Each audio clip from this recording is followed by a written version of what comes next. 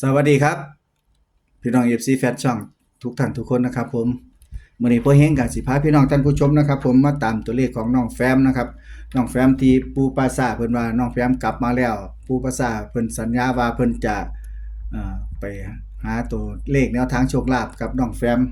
มาให้พี่น้องท่านผู้ชมได้เบิ่งได้ชมกันแล้วก็นำไปพิจารณาเป็นแนวทางนะครับสำหรับผู้ที่มักเสี่ยงโชคเสี่ยงดวงนะครับมักเสี่ยงโชคลาภนะครับอ่ะสำหรับคลิปแรกนะครับปู่เพิ่นให้ไว้จังซี่นะครับเด้อคลิปแรกนี่เพิ่นฝันว่าคนมาเขียนเลขไว้ที่ต้นฟืนนะครับ678นะครับ678คันเฮาตัดจะได้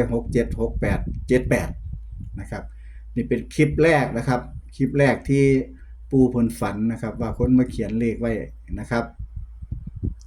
ส่วนวันนี้พ่อเฮงก็สิพาพี่น้องท่านผู้ชมนะครับผมมาตามแนวทางของเพิ่นในโค้งสุดท้ายนะครับเอาไปเบิ่งนํกันนะครับว่าเพิ่นจะได้ตัวใดเพิ่นจะได้ตัวเก่าหรือตัวใหม่บ่นะครับน้องแฟมจะให้คือกันบ่กับตัวนี้นะครับเดี๋ยวไปฟังเบิ่งนํกันนะครับนครับผมกราบนมัสการครับผมปู่ครับว่างบ่น้อว่างอยู่ครับ คิดฮอดอยู่เด้อ อัดบ่นี่ครับผมว่าสิถามโค้งสุดท้ายปู่นะครับคงสุดท้ายเริ่มแล้วเพราะว่าน้องแซมเขามาอยู่นำบ่ได้น้องแซมมื้อวานนี่แกเข้าหาน้องแซมเพิ่งแล้วครับเห็น FC เพิ่นว่าเพิ่นท่าน้องแฟมนั่นล่ะครับเอาได้เลยเริ่มต้นเลยเด้ออัดนะครับผมก็ปรับเสียงดีเรียบร้อยเด้อโยมของพ่อเฮงเสียงเขาเว้าทางโทรศัพท์เนาะมันก็เสียงบ่ชัดเจนคือเว้าสดหน้าต่อหน้าแล้วเนาะครับก็ขอเจริญพรไปยังพี่น้องชาวต่างประเทศนิวซีแลนด์เยอรมันตลอดไต้หวันและก็ทุกๆบ้องมาเด้อขอเจริญพรเด้อทุกผู้ทุกคนเด้อหลวงปู่ปราสาทน้องแฟมอยากให้เปลี่ยนเป็นหลวงปู่ห้วยขาแข้งพะนะถ้าบอกเลขอาชีนั่นน่ะพอดีเธอมาเล่นสงกรานต์เลยบ่กลับในเมื่อน้องแฟมบ่กลับแล้วบัดมาเอาแม่ไปนำจอยแม่ก็เลยเสียเชียงแล้วก็เมื่อวานก็เลยได้เมียนข้ามเมียนศพเรียบร้อยแล้วแจกข้าวให้เรียบร้อยเลยเพราะว่าทั้งแจกข้าวน้องแฟมพร้อมแล้วนะครับฉะนั้นก็ให้ญาติโยมทุกคนนะก็ให้สบายใจกันได้ว่าน้องแฟมมาแล้วเด้อเริ่มต้นเนาะโค้งสุดท้ายมื้อนี้เป็นมื้อวันที่ใกล้สิออกแล้วหวยงวดนี้ออกวันที่2เด้อครับออกวันที่2พฤษภาคมเนาะครับผมก็ให้ญาติโยมรับทราบทุกคนว่ามันเป็นจังซี่หลังจากเอาเธอเข้ากระดูกหรือว่าเอาน้องแฟมเข้าธาตุเรียบร้อยแล้วก็เลยไปซองเบิ่งแล้วก็เลยบอกน้องแฟมว่าให้มาบอกเด้อให้มาบอกแน่เพราะว่าญาติโยมแล้วก็ FC น้องแฟมตั้งแต่ปี64 65 66มาติดตามตลอดหายไปปีกว่าแล้วก็ให้บอกแน่เธอก็เลยว่าสิบอกอีดอกมื้อคืนวันพระมาพอดีมาบอกว่าหลวงปู่ไปเบิ่งอยู่ในโกฏหนูเด้อหนูเขียนไว้เรียบร้อยแล้วพะนะก็เลยไปแกะเอาไม้หน้าเอาเข้าธาตุเรียบร้อยแล้วแต่ว่ามันไปแกะไม้แม่แกะมาเบิ่งอยู่ในต้นโกฏมันมีเลขจังซี่เด้อมันมีเลข367 กับใ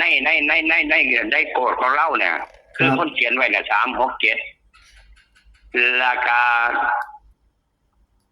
27วงเล็บไปนะวงเล็บไป367ราคา27เลข27ได้มาวงกลมอย่างดีเด้คือคนเขียนไว้นี่แหมอยู่โกฏเธอน่ะนะแต่ว่าเป็น27นั่นบ่ครับชัดเจนมากเลย367แล้วก็27อยู่ล่างของน้องแฟมอยู่กระดูกเล่าล่ะอยู่ไอ้โกดเล่าอ่ะนะครับพ่อโกดกระดานพ่อโกดแล้วก็เป็นตั้งไว้แสดงว่าเธอเขียนให้แล้วไปเปิ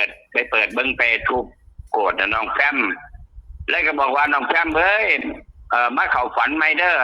มื้อแรกนี่ก็เลยมาบอกเข้าฝันตามที่บอกละบอกว่า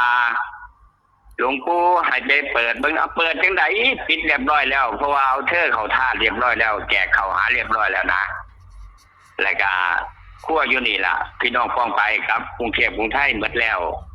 ทุ่มสิมาร่วมงานแล้วก็งานก็จบแล้วฉะนั้นก็ญาติโยมทุกผู้ทุกคนเด้อขอฝากจะน้อยสมุนไพรน้ำมันเลี้ยงผาสำหรับอุบัติเหตุรถชนรถความหรือว่าปวดแข้งปวดขานี่ถ้าหายอีหลีกะโทรมาหาหลวงปู่ได้เด้อ ครับ หลวงปู่ไอ้น้องแป้มบอกว่าให้เปลี่ยนเป็นอย่าเปลี่ยนเป็นปู่ภาษาดอกเอาเป็นปู่หวยขายแข่งเอามันก็อยู่หวยขายแข่งแล้วเนาะ ครับ เบอร์โทรเด้อฟังคักฟัง0813836798 0813836798เด้อเบอร์โทรหลวงปู่หวยขายแข่งน้องแท้มบอกตามนั้นเนาะคงสิเข้าใจแล้วเนาะ ครับก็มีแต่เท่านี้แม่นบ่ครับ มีเท่านี้ล่ะโค้งสุดท้ายเพราะว่าเมื่อคืนวันพระแล้วก็วันพระพร้อมด้วยแจกข้าวหาเหล้าเอาดูกเขาทาเรียบร้อยแล้วพร้อมกับดูกแม่เหล้านะฉะนั้นก็ขอให้ญาติโยมทุกคนรับฟังใบพิจารณาเด้อนี่เป็นแนวทางเด้อ ครับ เป็นแนวทางเด้อนะคำอื่นนี่โอ้เสียดายบ่มีไล่เนาะถ้ามีไล่เดี๋ยวส่งเหล้าให้เหล้านี่เธอนี่แม่นปันจับบ้างได้เหล้านี่ อืม หวยเหล้าพัฒนาผู้ใดอยากได้ก็โทรมาถามเอาก็แล้วกันเด้อโทรมาถามปู่ก็แล้วกันเพราะว่าเหล็กเหล้าบ่มีไล่ก็เลยลงบ่ได้ฉะนั้นก็ขอให้ญาติโยมทุกคนพ่อเป็นแนวทางเด้อแนวทางเด้อพันสิว่าเสียเงินเสียทองบ่แม่นก็ได้จบก็ขออำนวยพรให้ญาติโยมทุกคนที่ฟังรายการของปอยแห้งในขณะนี้ ขอให้อายุมันคนยืนอย่าเจ็บอย่าจนเฮ็ดหยังบ่พอได้ก็ขอให้ได้เฮ็ดหยังบ่พอรวยก็ขอให้รวย ขอเจริญพร ครับผมกราบนมัสการครับผมอ่ะเพิ่นลงคือลงงามเด้อ นะครับ ปู่เพิ่นก็ให้มานะครับโค้งสุดท้ายเพิ่นว่าตัวเลขนี่อยู่โกดนะครับอยู่โกดของน้องแฟมนะครับคือ367นะครับ367แล้วก็มี27นะครับนี่เป็นตัวเลขที่เพิ่นเห็นนะครับส่วนข้างล่างก็เป็นเบอร์โทรของเพิ่นนะครับพี่น้องท่านผู้ชมคือจังเพิ่นว่าไว้นั่นล่ะคันอยากได้เพื่อนบ้านก็โทรไปหาเพิ่นนะครับอ้าวก็ให้ไว้เป็นแนวทางเลยครับเด้อให้พี่น้องใช้วิจารณญาณในการรับชมนะครับก็ให้พี่น้องทุกท่านทุกคนนะครับโชคดีกับแนวทางของเพิ่นด้วยครับเด้อ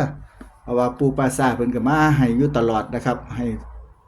ทุกงวดว่าถ้าโทรไปหานะครับคันบ่โทรไปหาเพิ่นก็บ่บอกนะครับเพิ่นสิบ่โทรมานะครับเพิ่นสิโทรไปหาแต่ว่าคันบ่โทรไปแม่นเพิ่นได้ก็มีผู้โทรไปเพิ่นก็ให้คือเก่านะครับบางเทื่อพอเฮงก็หลงๆลืมๆไปบ่ได้โทรไปหาเพิ่นก็บ่ได้เอาแนวทางเพิ่นมาลงแต่ว่า 2-3 งวดมานี้พอเฮงก็เอามาลงตลอดนะครับเพื่อจะให้เป็นแนวทางให้เป็นทางเลือกของพี่น้องท่านผู้ชมนะครับเกี่ยวกับแนวทางตัวเลขโชคลาภนะครับพี่น้องท่านผู้ชมกับพิจารณาเบิ่งนะครับใช้วิจารณญาณในการรับชมนะครับเด้อขึ้นอยู่กับดวงอยู่กับความเชื่อของเฮานะครับตัวนี้นะครับโค้งสุดท้ายนะครับผม367แล้วก็27นะครับคันฮอดตัดก็สิได้36 37แล้วก็67นะครับเดี๋ยวพอเฮงบ่ได้ตัดให้นะครับพี่น้องท่านผู้ชมตัดเองเลยก็ได้นะครับเด้อเอาให้สุขๆกันมาล่ำๆรวยๆครับเดี๋ยวจะมาพบพ่อกันในคลิปหน้าครับผมสำหรับคลิปนี้ก็ขอให้พี่น้องท่านผู้ชมอยู่ดีมีแฮงนะครับผมสวัสดีครับ